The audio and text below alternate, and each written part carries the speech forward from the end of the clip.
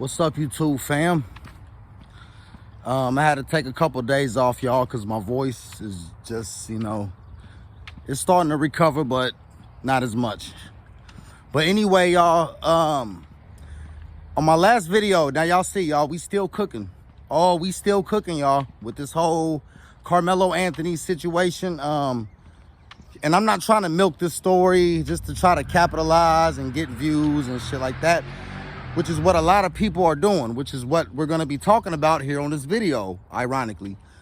But one thing I really do want to say from the last video, I hate that I forgot to say this. This is one of the main points I wanted to make on the last video, which is the one I made about the whole situation with, Mr. Carmelo Anthony and Mr. Austin Metcalf, rest in peace. Main point that I forgot is, if this was the other way around, let's be honest, y'all. If this was a white kid stabbing a black kid, oh man, it'll be World War III. It'll be riots, all kind of shit, y'all. You know what I mean? And then on top of that, if it was a black kid killing another black kid, we wouldn't even hear about it, because we hardly ever, you know what I mean? This shit happens all the time. Maybe I did say that on my last video. I don't know. I can't remember, but I just want to make that clear if I haven't made it clear on the last one. But moving on. Now, another good point, which is why I'm making this video right here, is, yeah, I talk about black culture and this and that a lot because, not too many people are doing it.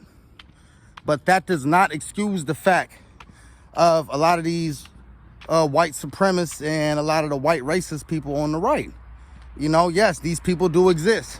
The reason I don't talk about it as much is because, let's be honest, the fucking media's doing that shit every fucking day for us, constantly reminding us. And not only that, they constantly reminding us of racism that isn't even really there. When it's no white supremacy going on or no racism from whites, the media will fucking make up some shit. They will create some racism for us to be mad about. And that's what I'm against. So despite with all the shit that's going on, cause like I say, y'all, we all agree, all the media plays into all this racial shit. The media feeds into this stuff. They want to keep everybody fucking divided and all this shit. But, it's not just the black media. It's not, I said black media. It's not just, the liberal media. Well, that's what they would want you to think it is, but it's not.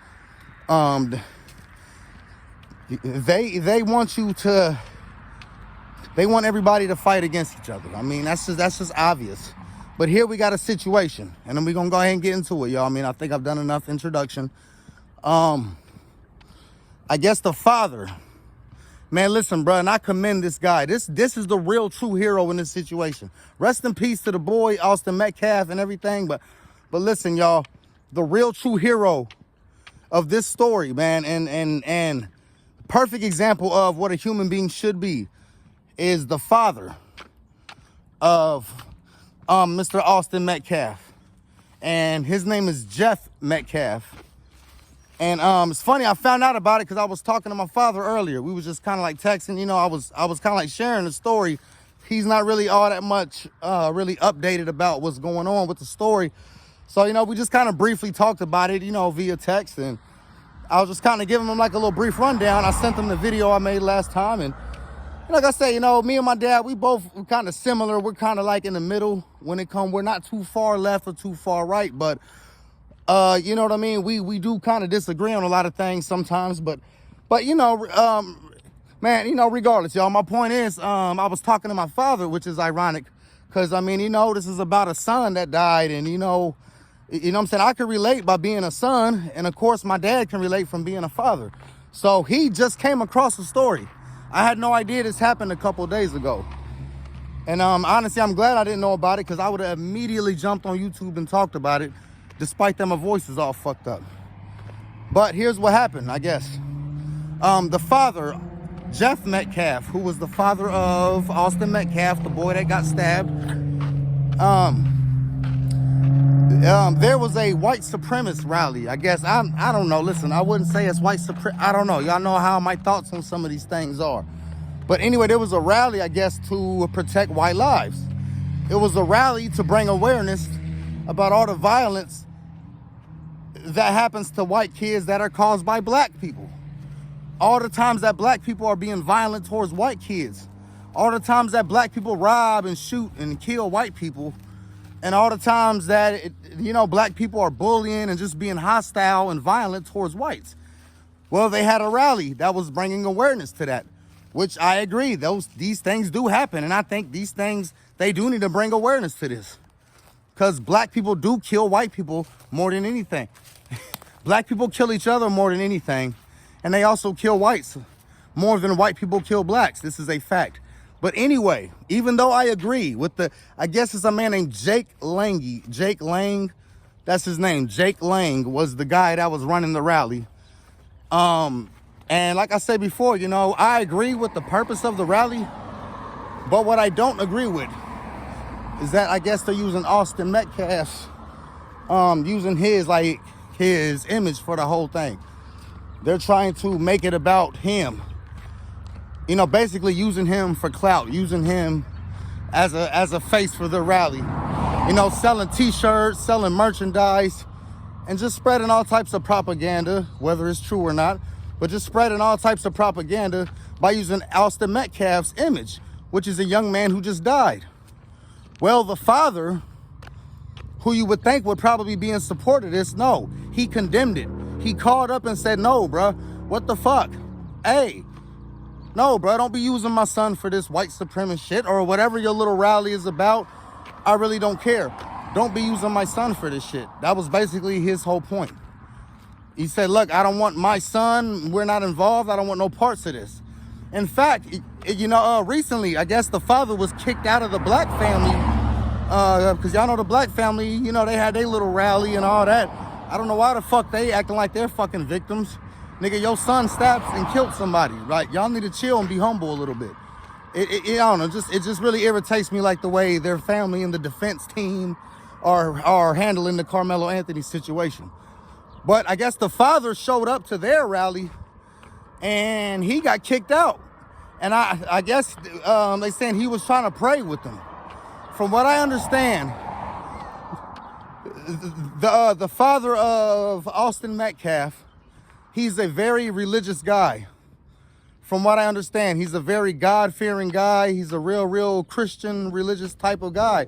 And he's very forgiving. He believes in God and blah, blah, blah, blah. Y'all know I don't believe in that bullshit. But, I can't knock somebody who does, especially if they're coming from a place of good-heartedness and good intentions. I can never knock that. No matter, even if your belief system is a little bit delusional, I can commend a person who comes from a place of good heart and good intentions. So, anyway, not to get off topic, the father, he condemned the whole, Protect White Lives rally thing that they had in. He wanted to make it, he basically was trying to, just say, look, listen, I don't want to be a part of this. I don't want to add fuel to the fire. And I really do commend that.